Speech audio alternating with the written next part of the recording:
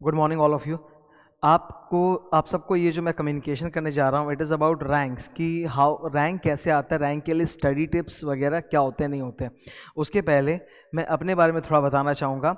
ऐसा नहीं कि मैं अपने रैंक्स को बोस्ट कर रहा हूँ, जो भी मेरे स्टूडेंट्स हैं वो जानते हैं। हर किताब में, हर जगह जहाँ पे भी मेरे बारे में अबाउट सेक्शन या इंट्रोडक्शन सेक्शन होता है, वहाँ मेरे रैंक्स होते हैं। पर मैं अपना एग्जाम्पल इसलिए दे रहा हूँ because I feel that I am qualified enough to give you some tips on rank, कि भाई रैंक आता कैसे है और अभी एग्जाम्स होने वाले हैं तो उसके लिए क्या स्ट्रैटेजी है। रैंक किसको नहीं पसंद है? हर स्टूडेंट एस्पायर करता है कि उसका रैंक आ जाए, और रैंक चाहिए भी। रैंक से काफ़ी फ़ायदे मिलते हैं, चाहे वो आर्टिकलशिप हो, चाहे जॉब हो, हर जगह आपकी ईजी एंट्री हो जाती है। And rank also gives you a lot of confidence पर से।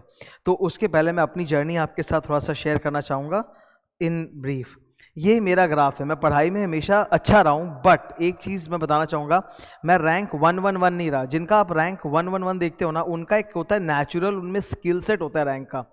रैंक लाना भी एक स्किल है, मतलब एक पढ़ाई के प्रति एक स्किल सेट का एक मतलब लेके इंसान पैदा होता है कि भाई मैं ये करूँगा। तो आई was not in that rank 11 category. I was normally मतलब अ गुड स्टूडेंट जो कोशिश कर रहा है कि भयंकर रैंक आ जाए। स्कूल में फर्स्ट आना अलग होता है, क्योंकि स्कूल एक स्मॉल कंपटीशन होता है। स्कूल या डिस्ट्रिक्ट की अगर आप बात करो तो that's a small competition. And when you talk about a professional course like chartered accountancy, then it's an all India competition. तो मैं कैलकाटा से हूँ, मेरा कंपटीशन मुंबई, दिल्ली, बैंगलोर, मैड्रास, चेन्नई, हर जगह के स्टूडेंट्स के साथ, भोपाल, इंदौर, हर जगह के स्टूडेंट्स के साथ कंपटीशन होता है। तो chartered accountancy is a different ball game all together. मेरा ग्राफ कुछ इस तरह से रहा है। क्लास 10 में I was a district topper, मतलब जिसको बोलते हैं ना एकदम सॉलिड। तो वो ग्राफ रहा। And then I move to science. I am from ICSE background. तो 11th-12 में मैंने साइंस ले लिया था, बिकॉज एक यही एक्सपेक्टेशन होता है कि भाई आप टॉप क्यों, तो आप साइंस में चले जाओ। बट पता नहीं वो सूट नहीं किया, और मेरे अकेडमिक लाइफ का सबसे लोएस्ट पॉइंट था मेरे क्लास 12 और 13। 12 में मेरे रिजल्ट्स ड्रॉप कर गए थे। मतलब I was not a school topper also, मतलब I remember I was just 90%, मतलब मैं स्कूल टॉपर भी नहीं था।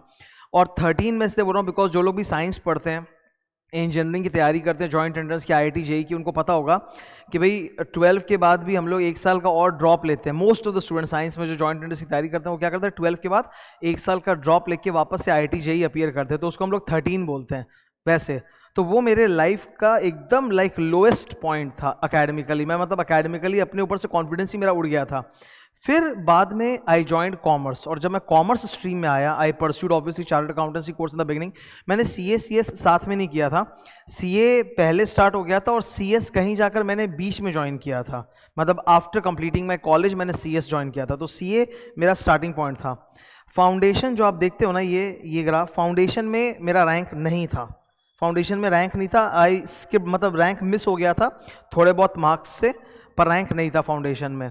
पर फिर धीरे धीरे मैं मेहनत करते गया। इंटर में मेरा रैंक का एंट्री हुआ 43।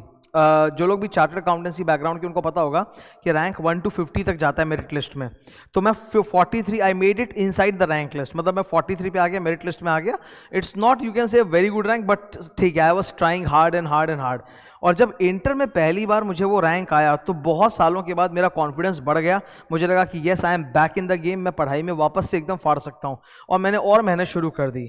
फाइनल में I got 19th rank, which is a very good rank in CA final. अक्सर तो ऐसा देखा जाएगा ना कि जो लोगों का इंटर में रैंक आता है, उसमें से कई जन CA फाइनल में रैंक नहीं ला पाते हैं। बट लकीली मेरे साथ क्या हुआ, my efforts paid of. Final में मेरा रैंक और इम्प्रूव हो गया। और मेरे CA फाइनल का एग्जाम पहले हुआ था, उसके तकरीबन 1-1.5 साल के बाद मेरा CS का एग्जाम पड़ा था। तो CS फाइनल में आई गॉट 7th रैंक। तो मेरा कंसिस्टेंट इंप्रूवमेंट होते चला गया। That is the thing. ये जर्नी तुम्हारे साथ शेयर करने का मकसद, जैसा कि मैंने शुरू में बोला, it was not to boast of कि मेरे रैंक्स आए हैं। अरे मैं टीचर हूँ, मुझे पढ़ाते हुए 8-8.5 साल हो गए, मेरे हर किताब में मेरा रैंक्स दिखा रहता है, मेरे सारे स्टूडेंट्स को पता है रैंक, तो इसमें बोस्ट वाली कोई चीज़ ही नहीं है। मैं ये बताना चाहता हूँ कि एक होता है कि हमको 1 रैंक लाना है, 2 रैंक लाना है, वो जल्दी से आसान नहीं होता। उसके लिए एक स्किल सेट होती है, मतलब आपके पास वो टैलेंट या स्किल सेट होता है तब होता है। और एक होता है कि अपने हार्डवर्क, अपनी सही प्लानिंग, सही डायरेक्शन में फोकस करके जो रिजल्ट्स आते हैं वो इस तरह के होते हैं, वो इस तरह के, मतलब you get a double digit ranks like that. And I am telling you, even double digit ranks are not bad, because जब रेज्यूम फ्लोट करता है, इवन फॉर आर्टिकलशिप हो या जॉब हो, आपका जैसी रैंक होता है ना, you start getting calls from everywhere. तो rank is a rank, it's worth while. So try तो करना ही चाहिए रैंक के लिए। अब मैं तुम्हारे साथ कुछ इंपॉर्टेंट टिप्स डिस्कस करूंगा। 40 डेज बाद एग्जाम है। आज 11 दिसंबर है। अभी मेरे एप्पल में मतलब ये टैबलेट में बज रहे हैं 7:59 AM। ठीक है, I am a morning person. मैं पहले जैसे सुबह 7 बजे आता था, तो अभी मैंने स्टार्ट कर दी अपनी लाइफ फिर से वही। आई स्टार्टेड पहले बीच में मैं कुछ 8 बजे आ रहा था सेंटर, अब मैंने वापस I am back to my life कि भाई जल्दी जल्दी सुबह आओ और 7 बजे से काम चालू करो। ठीक है, क्योंकि सक्सेस जो होती है ना, उसमें बैलेंस चलता ही नहीं कि तुम अपना वर्क लाइफ बैलेंस करो, ऐसा हो ही नहीं सकता। Success demands total focus on work only. Well I am back again. तो 7 अभी क्या हो रहा है कि कुछ इंपॉर्टेंट टिप्स मैं तुम्हारे साथ ये जो डिस्कस करने जा रहा हूँ कि कैसे मूव करना है। आज 11 दिसंबर है। 21 या 22 दिसंबर से एग्जाम, 21 या 22 जनवरी से एग्जाम स्टार्ट होने जा रहे हैं। 21 जनवरी फाइनल वालों का होगा, 22 जनवरी से इंटर वालों का एग्जाम होगा। करेक्ट, इस तरह से। तो अभी हमारे हाथ में 40 डेज के आसपास का समय है। कई स्टूडेंट सोचते हैं कि 40 days is not enough to get a rank. It is more than enough to get a rank. देखो, आपके ट्यूशन हो चुके होंगे। ट्यूशन सबसे टाइम टेकिंग काम होता है। आपके ट्यूशन हो चुके होंगे, टीचर का बुक आपके पास है, टीचर का वो जो कॉपी नोट्स होता है, क्लास नोट्स होता है, बुक में मार्किंग होते हैं, नोट्स होते हैं, वो सब आपके पास है। अब बस आपको क्या करना है, 40 डेज में उसको जी जान लगा कि इतना इतना डेंस तरीके से रिवाइज करना है कि रैंक आ जाए। तो उसी को लेके मैं टिप्स डिस्कस करूंगा। It is very much possible कि तुम अभी भी अगर पूरा एफर्ट लगा दो। देखो, या तो तुम ये विंटर सीजन एंजॉय करने में निकाल दो, मतलब अभी तो एकदम विंटर चल रहा है, पीक विंटर, तो या तो तुम इसको एंजॉय करो। बिकॉज क्योंकि हम लोग इंडियन है ना, तो इंडियंस में क्या होता है कि हम लोगों को विंटर बहुत कम टाइम के लिए मिलता है। विंटर हमारे यहाँ हार्डली 2-2.5 महीने साल में होते हैं। तो वो बहुत एक एंजॉयबल मतलब रोमांटिक टाइप का लाइफ होता है उस वक्त, एकदम अच्छा सा लाइफ। तो या तो तुम उसको एंजॉयमेंट में निकाल दो, सामने भी क्रिसमस आएगा, न्यू ईयर आएगा, वर्ल्ड तो एंजॉय कर ही रहा है। ठीक है, या फिर तुम इसी 40 डेज में अपनी पूरी जान लगा दो एंड देन जनवरी एग्जाम में अपीयर करो और रैंक के लिए पूरी चेष्टा करो। तो ये तुमको एकदम फोकस करके सोचना पड़ेगा। फोकस कि भाई अपने को ये चाहिए। क्रिसमस न्यू ईयर हर साल आएगा, ये मौका शायद दोबारा नहीं आए। चाहे तुम इंटर के स्टूडेंट हो, चाहे फाइनल के स्टूडेंट हो, चाहे कोई भी स्टूडेंट हो। इधर पहला जो एकदम 6 टिप्स मैं देने जा रहा हूं तुमको, 6 टिप्स एकदम सॉलिड बोलूंगा। कई चीजें बहुत सिंपल लगती है कि हाँ ये तो ओके, ये मालूम था नहीं। कई बार सिंपल चीजें जो होती हैं वही रियल सक्सेस मंत्रा होती है। अगर तुम वो समझ गए और वो फॉलो कर लिया तो एकदम मतलब क्या बोलते हैं ना, अनबिलीवेबल लेवल का सक्सेस मिलेगा। The first point is equality. हमारे पास 8 सब्जेक्ट्स है सपोज, तो we have to put focus on all 8 subjects. तुम ये नहीं कर सकते कि एक में 90 लाओगे, एक में 30 लेके आ जाओगे। ठीक है, तुमको सब पे एफर्ट डालना है। इनफैक्ट वो एक किलर स्ट्रेटजी होता है। रैंकर लोग का मैं तुमको बताता हूं, जिनका 1, 2, 3 ये सब रैंक आता है ना, उसमें से कई जनों का अगर तुम मार्क्स पूरा तुमको मिलेगा, you will find not all of them but many of them practical में उनके मार्क्स भयंकर ऊपर की तरफ है, 90 ऐसे, और थ्योरी में उनका एकदम नीचे की तरफ है। एग्जामिशन तक नहीं है, 60 तक नहीं है, इट इज इन 50s। तो वो एक ऐसा पोर्शन होता है ब्लैक होल जैसा, जहां पे तुम एकदम आराम से ऊपर मूव कर सकते हो और किसी भी अच्छे खासे रैंकर को कंपटीशन दे सकते हो by balancing your effort on all the subjects. कौन बोलता है कि थ्योरी में अच्छे मार्क्स नहीं आ सकते? ये प्रोफेशनल एग्जाम है, यहां जिसमें एफर्ट दोगे वही तुमको रिवॉर्ड देना चालू कर देगा। तुम जिस सब्जेक्ट में एफर्ट दोगे वो तुमको रिवॉर्ड देगा। अब तुम अगर अकाउंट्स में ज्यादा मेहनत करोगे तो वहां मार्क्स आएंगे, तुम अगर लॉ ऑडिट में ज्यादा मेहनत करोगे तो वहां मार्क्स आएंगे। तो ये डिपेंड टोटली करता है कि तुम एफर्ट दे रहे हो कि न्यू सब्जेक्ट में। तुम एफर्ट भी नहीं दे रहे हो और फिर एक्सपेक्ट कर रहे हो कि मेरा 90 क्यों नहीं आया, दैट इज रॉन्ग। तो फर्स्ट मेरा टिप है, don't under estimate theory papers. उनको एकदम अंडर एस्टिमेट नहीं करना, उनको बहुत एफर्ट के साथ देखिए, एकदम पढ़ो, प्लान बना के उसमें भी फोकस डालो, नतीजे मिलेंगे। डिफरेंस ऐसे ही क्रिएट होता है। What competitive advantage you will have over others, that is कि तुम्हारे मार्क्स जहां पे दूसरों के मार्क्स कम है वहां पे भी तुमने मार्क्स एकदम स्ट्रॉन्ग गेन कर लिया। Second tip, 75% of all instead of 100% of few. हमारी ये स्टडी प्लान में सबसे बड़ी प्रॉब्लम क्या होती है, कुछ सब्जेक्ट्स जो हमको पसंद आता है उसको तो हम पूरा एकदम बोलते हैं कि इसमें तो हम अर्जुन बनेंगे, एकदम मतलब क्या बोलते हैं अर्जुन, मतलब ये वो बनेंगे, एक्सपर्ट बनेंगे, 100% उसको चाट चूट के खत्म कर देंगे। और जो सब्जेक्ट हमको पसंद नहीं उसको एकदम तिलांजलि दे देंगे, तो छोड़ ही देंगे। Wrong strategy. 75% ऑफ ऑल करो, मतलब हर सब्जेक्ट का, हर सब्जेक्ट, 8 सब्जेक्ट का जो मोस्ट इंपॉर्टेंट 75% पोर्शन है एग्जाम पॉइंट ऑफ व्यू से, उसको करो पहले। ठीक है, rather than few subjects 100%, that strategy is a bad strategy. तुमको बैलेंस आउट करना पड़ेगा। 8 सब्जेक्ट मोस्ट इंपॉर्टेंट 75% को पकड़ो और रगड़ के रिवाइज कर दो 40 डेज के अंदर। Third, writing practice. AC writing practice ये तीसरा टिप है, पर ये भी प्लीज समझो, I am not asking you कि अभी 40 डेज का टाइम है तो किताब उठाओ या सम्स उठाओ, पूरा बैठ के ऐसे सजा के लिखना चालू कर दो। No no, that will be time waste. मैं वो नहीं बोल रहा हूँ। राइटिंग प्रैक्टिस का मतलब क्या है, आपके हाथ में ना पेन हमेशा होना चाहिए। Your body language should be very much active, एकदम एक्टिव बॉडी लैंग्वेज होना चाहिए, पेन हमेशा हाथ में। और कोई भी सब्जेक्ट पढ़ रहे हो, आप थ्योरी पढ़ रहे हो, आप प्रैक्टिकल पढ़ रहे हो, you engage with the book, book हो या copy, you involve your self and engage your self with the book. मतलब पढ़ा, हाँ ये मेरे को इंपॉर्टेंट लगा, मार्क कर दो फुट से, और वहां पे कुछ स्क्रिबल कर दो। जैसे दिमाग में कोई पॉइंट आया, एक पैराग्राफ पढ़, हाँ ये बहुत अच्छा है, इसका मतलब ये, वहीं पे बगल में स्क्रिबलिंग कर दिया, मार्क कर दिया। That is itself a writing practice. अगर ये पेन चलता रहा ना 40 डेज तक लगातार पढ़ते वक्त, अगर पेन चलता रहा, चाहे तुम मार्क कर रहे हो, चाहे बगल में स्क्रिबल कर रहे हो, चाहे हाईलाइटर चला रहे हो, एनीथिंग, तुम देखोगे इसका फायदा तुमको उन 8 दिनों में मिलेगा जब 8 दिन एग्जाम पे जाते हो। बहुत सारे स्टूडेंट्स होते हैं जो ऐसे तो बहुत नॉलेज है, उनको बहुत पढ़ाई है। इनफैक्ट तुम खुद पाओगे कि तुम ट्यूशंस में जिन स्टूडेंट्स को देखा करते थे, कभी अगर तुम कभी लाइव ट्यूशन अटेंड करने गए हो, तो कुछ ट्यूशंस में ऐसा होता था कि कोई स्टूडेंट बहुत ही एक्टिव होता था, एकदम टॉपर टाइप का, हर सवाल का जवाब दे रहा है, टीचर का फेवरेट बन गया। वैसा तुम पाओगे वही स्टूडेंट्स एग्जाम में पीछे रह गए और तुम उनसे आगे निकल गए, बिकॉज वो बोलते अच्छा थे, but when it comes to performing in the exam, वहां उनका परफॉर्मेंस नहीं निकल रहा है, वहां नहीं निकल रहा है उनका परफॉर्मेंस। उनके हाथ जो है ना फ्रीज हो गए एकदम, वो लिखा ही नहीं जा रहा है, दिमाग में कुछ आ ही नहीं रहा है। ये राइटिंग का ना एक फ्लो होना बहुत जरूरी है। ये फ्लो जब तुम्हारे हाथों में आएगा ना, मैं बता रहा हूं, तुम 3 घंटे के अंदर तुम्हारी स्पीड बहुत ज्यादा होगी। It matters a lot, I am telling you, speed बहुत मायने रखता है। जिस स्टूडेंट के पास हाथ में तगड़ा स्पीड है, जो सोच सकता है और तुरंत उसको राइट डाउन कर सकता है, उसको एग्जाम में बहुत फायदा होगा। ये इटसेल्फ, ये खुद अपने आप में एक रैंकर स्किल सेट है, लिखने की आदत, कि जो सोच रहा हूं मैं उसको तुरंत पेन डाउन कर सकता हूं, फास्ट पेन डाउन कर सकता हूं। तभी तो 3 घंटे का परफॉर्मेंस ही तो दिखेगा ना एग्जामिनर को, और क्या दिखने वाला है। तो that important skill is required. तरीका एकदम सिंपल है। आप मतलब ये नहीं बोल रहा हूं कि राइट डाउन फुल एवरीथिंग, वो you don't have that much time right now. You just whatever you are learning, आप थ्योरी पढ़ रहे हो, प्रैक्टिकल पढ़ रहे हो, बुक से पढ़ रहे हो, कॉपी से पढ़ रहे हो, जस्ट स्क्रिबल डाउन। सम्स भी कर रहे हो तो थोड़ा बहुत, हाँ ऐसे ऐसे ऐसे ऐसे हल्का फुल्का स्क्रिबल कर लिया, ये नहीं कि पूरा सम बैठ के वो टी शेप ड्रॉ कर करके, वैसा नहीं, हल्का फुल्का स्क्रिबलिंग।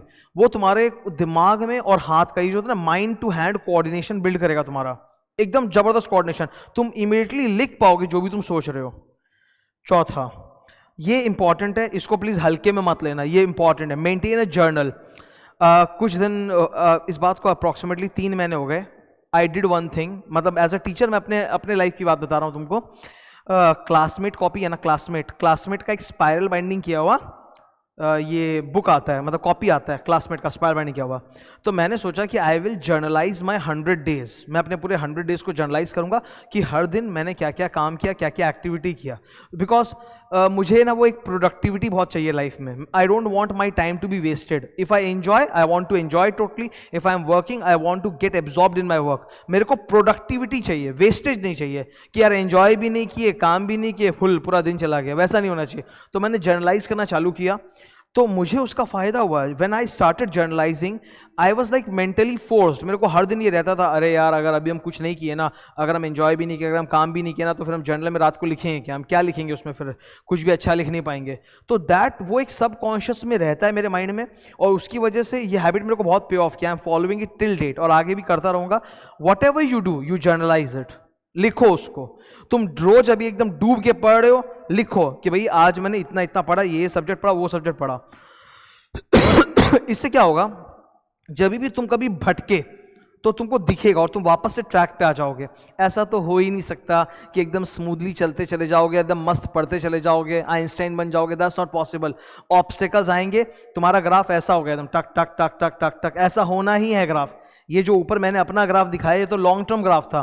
शॉर्ट टर्म अगर डेली ग्राफ भी बनाऊंगा तो वो साइनोसॉइडल ग्राफ की तरह रहेगा, मतलब ऐसे ऐसे वो होना ही है। तो when you are journalising, you can see कि अरे ये मेरा मतलब ट्रफ आ गया, ये क्रेस्ट आ गया, मैं यहाँ पे गिर गया, मुझे को वापस उठना है। उससे एक बैलेंस भी बना रहेगा। I told you the first step is equal effort on all subjects, equality. तो अगर तुम जर्नलाइज करते हो, तुम ये भी देख पाओगे कि भैया मैंने ये सब्जेक्ट पे इतना टाइम दिया, वो सब्जेक्ट पे मैंने उतना टाइम दिया, तो मतलब मैं साफ देख पा रहा हूं कि I have put less effort in a particular subject. साफ दिखेगा, ताकि मैं अगले दिन उसको फिलअप कर सकूं। तो उससे तुम्हारे हर सब्जेक्ट में एफर्ट मेंटेन होगा, तुम्हारा रिदम मेंटेन होगा। तुम कभी अगर भटक भी गए, फोकस हट भी गया, वापस से बैक ऑन ट्रैक आ जाएगा। तो जर्नलाइज करना जरूरी। बस एक कॉपी ले लो, एकदम सिंपल। एक कॉपी ले लो मेरे पास, मतलब मैं थोड़ा स्टेशनरी मुझे बहुत पसंद है, I am that kind of a student, but तुम कोई भी कॉपी ले सकते हो, घर में जो पड़ी हुई कॉपी वो भी ले सकते हो, और उसमें टॉप में पेज 1 2 3 4 मार्क कर दो, डेज मार्क कर दो कि भाई ये आज का दिन है, ये तारीख ऐसे करके, और हर दिन का बस लिखते जाओ कि आज मैंने ये किया। वो फोर्स करेगा तुमको कि तुम अपने दिन को प्रोडक्टिवली यूज करो एकदम पूरा। Fifth is also very important. पढ़ते वक्त नींद बहुत आती है, मतलब बोलते हैं ना किसी को नींद नहीं आ रही, उसको किताब पढ़ाएगा, किताब पकड़ा दो, वो सो जाएगा एक क्षण में। मतलब पढ़ते वक्त नींद आना एकदम natural, it's very very very very very natural, ठीक है, एकदम नेचुरल है। अगर तुम अपनी स्लीप को थोड़ा सा कम कर सको, कंट्रोल कर सको, ठीक है, तो उसके लिए सबसे ज़रूरी है सॉलिड फूड कम करना पड़ेगा। सॉलिड फूड क्या होता है, जैसे मम्मी घर में अगर अच्छा खाना बना दी तो तुम दबा के खा लेते हैं, नहीं, खाना चाहे घर में नॉर्मल बने या अच्छा खाना बने, you have to eat less, balance में। तुम अगर मतलब ज़्यादा सॉलिड फूड खाओगे ऑटोमेटिक नींद आएगा, मैं बोल रहा हूँ तुमको, तुम किताब उठाओगे, ठीक है। अब जैसे for example I am Marwari लोग में, हम लोग मतलब जनरली मैं बता रहा हूँ मिडिल क्लास हाउस होल्ड में क्या होता है कि we don't have like a study table है, डेस्क है प्रॉपर और वैसा पढ़े, इट्स नॉट लाइक दैट। घर में वो गद्दा होता है मचान, मतलब क्या बोलते हैं उसको, बेड, उसी पे हम लोग टेबल रखते हैं अपना और हम लोग पढ़ना स्टार्ट करते हैं। तो इट इज़ वेरी ईजी कि थोड़ा यार थक गए, लेट्स एक बार एक नैप ले लेते, एक लाई डाउन कर लेते हैं। वो ऐसा करते करते करते करते माइंड का फोकस ऐसे ऐसे गिरता है एकदम जोर से, और फिर तुम पढ़ने बैठे भी हो ना, वो एब्जॉर्ब नहीं हो रहा तुम्हारे माइंड में, ठीक है, इट हैपेंस। तो अगर तुम अपना फूड थोड़ा सा कंट्रोल करोगे तो उससे तुमको काफ़ी फर्क पड़ेगा ये नींद के ऊपर, ठीक है, काफ़ी फर्क पड़ेगा।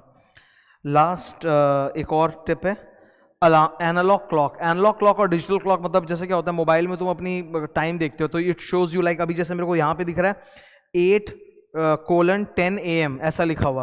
एनालॉग मतलब वही जिसमें वो होता है ना घड़ी के कांटे ऐसे दिख रहे हैं, वो मुझे पर्सनली बहुत पसंद है। मैं अलार्म क्लॉक एक रखता हूँ अपने बगल में छोटा सा ही, उसमें मेरे को दिखता रहता है कि भाई देखो इतना टाइम मूव हो गया, इतना टाइम मूव हो गया। वो जो उसका मूवमेंट होता है ना, इट इंस्पायर्स मी कि ये 5 मिनट्स में मैंने ये पढ़ा, ये 15 मिनट्स के ब्लॉक में मैंने इतना पढ़ा। मैं कभी भी भटक नहीं पा रहा हूँ, मेरे को अपना टाइम दिख रहा है, नहीं तो क्या टाइम लॉस्ट हो जाएगा। एक दूसरा तरीका भी है, अगर you don't have an alarm clock और एनालॉग क्लॉक विथ यू, कोई प्रॉब्लम नहीं, मोबाइल फोन होगा। मोबाइल फोन के अंदर वो टाइमर होता है, वो अलार्म होता है, तुम लगा सकते हो। अगर तुम सपोज कोई छोटा टॉपिक पढ़ रहे हो जहां तुमको मालूम है कि ये सब्जेक्ट में मेरा भाई मैं इसको 10-10 मिनट के टॉपिक्स में तोड़ सकता हूं, तब तुम 10-10 मिनट का टाइमर लगा दो। और अगर 1 घंटे का पूरा सेशन है तो फिर अलार्म भी लगा दो। मतलब you use a mixture of alarm and timer. आप 1 घंटे 2 घंटे का अलार्म लगा दो, इससे पता चलेगा, ज़्यादा लंबा मत लगाना 4 घंटे का, 1 घंटे 2 घंटे का, कि 1 घंटे बाद अलार्म बजेगा तो क्या, अच्छा हाँ मैंने इतना पढ़ा नहीं पढ़ा।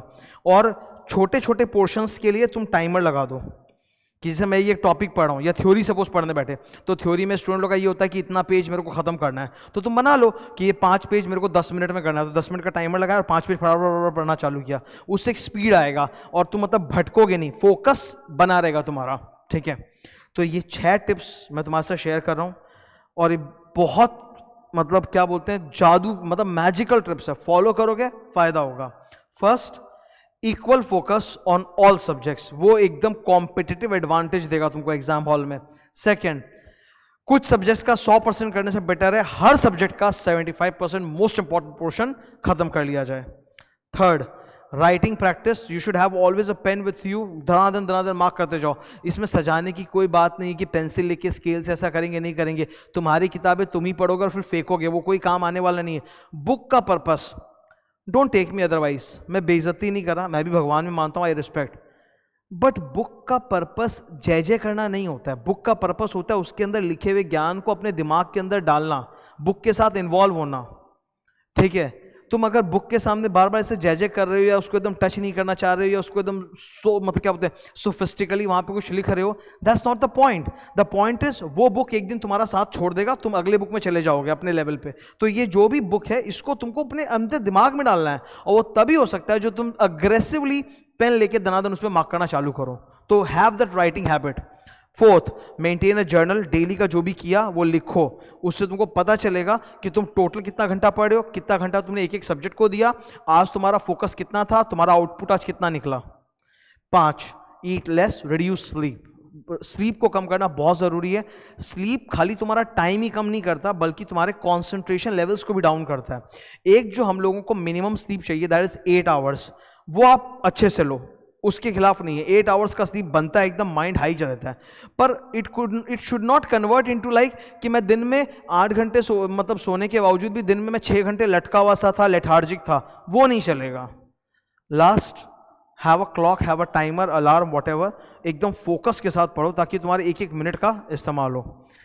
आई होप ये टिप्स तुम लोगों के लिए यूजफुल साबित हो, तुम इसको खाली सुनो ही नहीं, फॉलो भी करो। And best of wishes for the upcoming exams. Thank you.